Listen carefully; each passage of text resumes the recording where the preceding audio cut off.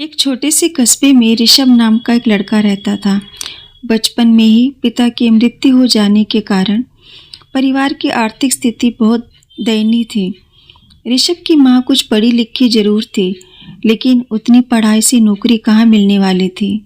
सो घर घर बर्तन मांजकर और सिलाई बुनाई का काम करके किसी तरह अपने बच्चे को पढ़ा लिखा रही थी।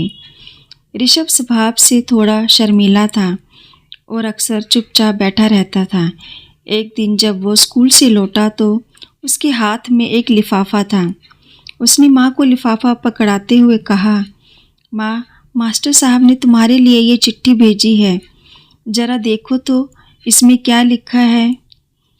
माँ ने मन ही मन चिट्ठी पढ़ी और मुस्कुराकर बोली, बेटा, इसमें लिखा है कि आपका बेटा काफ़ी होशियार है।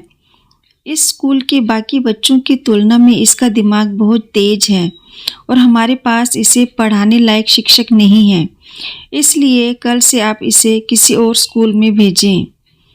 ये बात सुनकर ऋषभ को स्कूल ना जा सकने का दुख तो हुआ, पर साथ ही साथ उसका मन आत्मविश्वास से भर गया कि वह कुछ खास है और उसकी बुद्धि तीव्र है।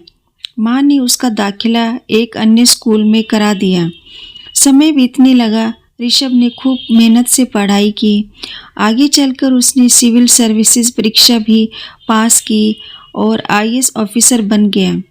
ऋषभ की माँ अब बूढ़ी हो चुकी थी और कई दिनों से बीमार भी चल रही थी और एक दिन अचानक उनकी मृत्यु हो गई। ऋषभ के लिए ये बहुत बड़ा आघात था।